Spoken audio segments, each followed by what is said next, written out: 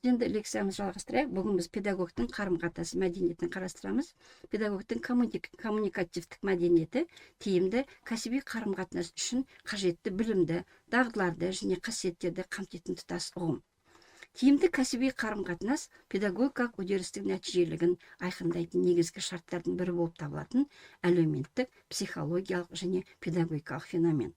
Ол педагог пен білім алушылар, әріптестер және ата-аналар арасындағы өзара әрекеттестікті ұйымдастыруға бағытталған, кәсіби мақсаттарға сәйкес құрылатын саналы әрі жүйелі коммуникациялық әрекет ретінде сипатталады. Тиімді кәсіби қарым-қатынас педагогтың коммуникативтік мәдениетіне, педагогикалық этиканы сақтауына, эмпатия қабілеттеріне, кері байланысты орынды ұйымдастыра білуіне және рефлексия жасау дағдыларына негізделеді. Педагогтың қарым-қатынас мәдениеті оның кәсіби іс-әрекетінде шығармашылық қатысымның жүзеге асуын қамтамасыз ететін маңызды тұлғалық және кәсіби сипаттама.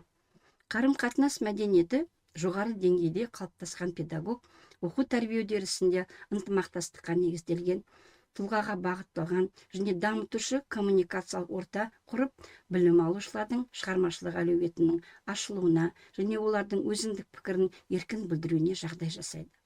Педагогтың коммуникативтік мәдениеті бұл оның жеке және рухани мәдениетінің интегративті сапасы.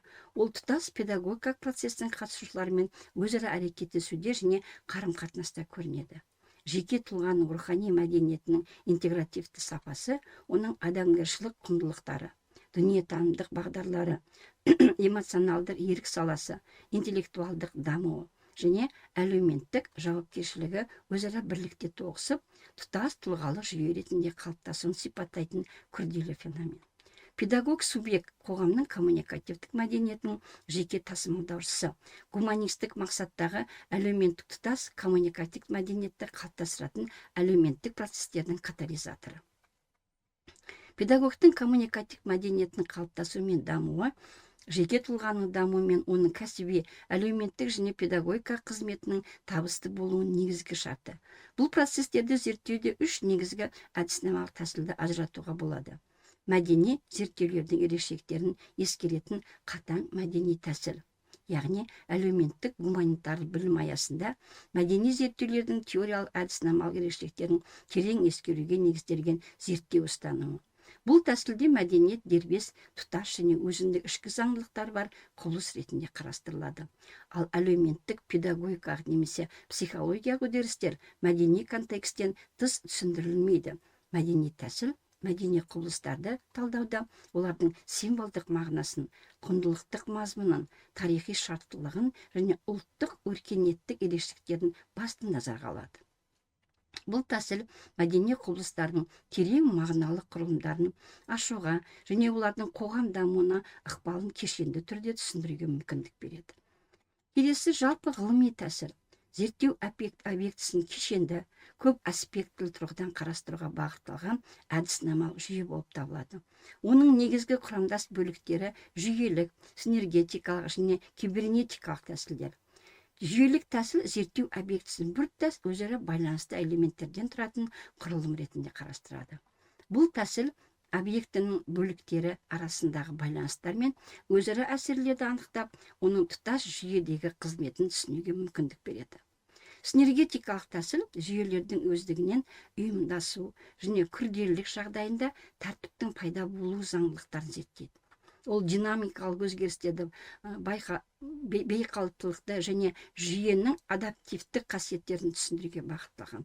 Бұл зерттеу үдерісінде жүйенің эволюциялық даму механизмдерін ашуға мүмкіндік береді. Келесі бұл кибернетикалық тәсіл ақпарат алмасу, басқару және кері байланыс қағидалары арқылы жүйелердің тұрақтылығы мен тиімділігін талдауға негізделген. Ол жүйенің функционалды мақсаттылығын, зерттеу механизмдерін және басқару стратегияларын анықтауға маңызды рөл атқарады. Қазіргі заманғы педагогика және психология әдіснамалық парадигма бұл педагогика және психология заңдылықтардың өзара ықпалы, тұлғаның субъектілік және шығармашылық белсенділігін дамыту, оқыту мен тәрбиелеудің диалогтық және рефлексиялық тәсілдерді басты назарда болуы. Мұны коммуникация құбылыстарының терең мәні мен педагогтың коммуникативтік мәдениеті талап етеді. Канкали коммуникативтік мәдениетті құрайтын 3 ереже тобын анықтайды. Бірінші топ коммуникативтік этикет ережелері. Олар сөйлеу, қарым-қатынас және тағы да басқа тәртіп анықтайды. Екінші топ коммуникативтік өзара әрекеттесуді үйлестіру ережелері. Олар қарым-қатынас түрін анықтайды. Әлеуметтік, іскерлік, рәсімдік және тағы да басқа. Үшінші топ ол өзін-өзі таныстыру ережелері. Сөйлеу маманның коммуникативтік мәдениеттің негізгі құрамдас бөлігі. Сөйлеу мәдениеттің айнасы, ол адамды қоршаған нақты әлемді және өмір сүру жағдайларын ғана емес, сонымен қатар тұтас халықтың менталитетін, өмір салтын, дәстүрлерін, әдет-ғұрыптарын, құндылықтар жүйесін және дүниетанымын көрсетеді. Педагогтың сөйлеу мәдениеті туралы біз алдыңғы дәрістерде атап өткен болатынбыз. Мәдени құндылық адам дамуының барлық сатысында ерекше орын алады. Адамның мәдениеттілігі елдің құндылығының көрсеткіші. Заманауи технологиялар балаларға қызықты және тартымдылығымен өзгеше. Ұлттық құндылықтар негізінде ерте жастағы балаларда этномәдениеттілікті тәрбиелеуде, жасанды интеллект бағдарламаларын қолдануда негізгі мәселе балада ұлттық рух, қазақ мәдениеті, ұлттық құндылықты дәріптеуге бағытта болып табылады.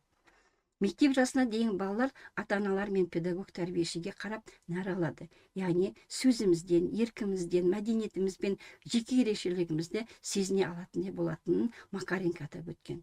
Сонымен бірге мәдениеттілік ұлт рухын сіңірумен және қазақ өміріне жақындатып, яғни қара халықтың мәдениетті болуынан, мәдениетті адамның қазақ болуы қиынырақ болатынын ескерткен Жүсіпбек Аймауытовтың сөзін есте сақтағанымыз абзал. Ғалымдар білім беру процесінде ұлттық құндылықтарды дәріптеудің маңыздылығынан атай келе, жеке тұлғаның этномәдениетін қалыптастыру күрделі процесс екенін атап, өзінің когнитивті құндылық табиғаты мен әлеуметтік шындыққа сенімділігін, ой санасы мен танымы туған ел мәдениетінің қасиеттілігі мен құндылығына сәйкестендіруге негізделгеніне көңіл бөледі. Және этномәдениеттік тәрбиелеу әдіснамасы бала бойында этникалық мәдениеттің тасымалдаушысы ретінде бастапқы деңгейдегі құзыреттілігін дамыту мақсатында адами қадір-қасиетке бағытталған білім берудің жүйе құрушы фактор ретінде қызмет жасау керектігін аталады. Оқу процесін технологияландырудың негізгі элементі оқу белсенділігін арттыруға негізделген тәсіл. Ол белсенділігін арттыруда негізделген тәсіл білім алушының оқу тәрбие үдерісіне саналы, мақсатты және шығармашылық қатысуын қамтамасыз ететін педагогикалық стратегия. Оқуға белсенділікке негізделген тәсіл педагогтың рөлін ұйымдастырушы, бағыттаушы және қолдаушы ретінде қайта қарастыруды талап етеді.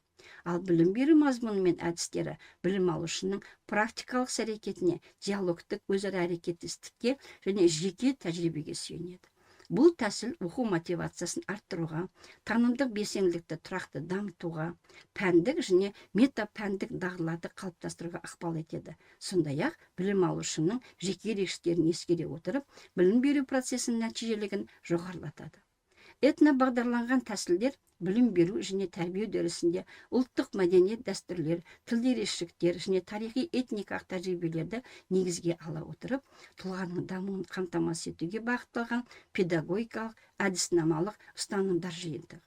Бұл тәсіл балалар мен жасөспірімдердің этникалық өзіндік сана сезімін, мәдениет аралық түсінігін, ұлттық құндылықтарды қабылдауын және құрметтеуін қалыптастыруға мүмкіндік береді.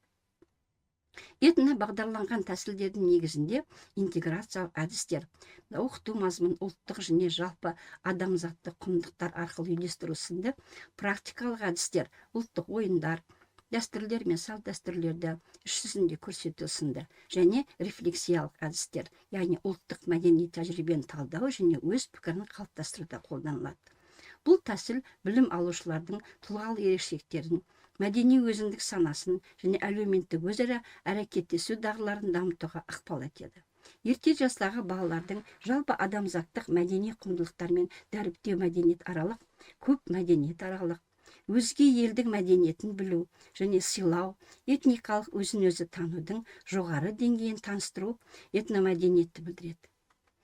стандарт мектепке дейінгі тәрбие мен оқытудың нәтижелеріне бағытталған мазмұнын, оқу жүктемесінің көлеміне, тәрбие мен оқыту мерзіміне қойылатын талаптарды анықтап, жеке баланың ерекшеліктері мен қажеттіліктерін ескеріп, ұлттық құндылықтар негізінде толыққанды дамыту мен әлеуеттің ашуды көздейді.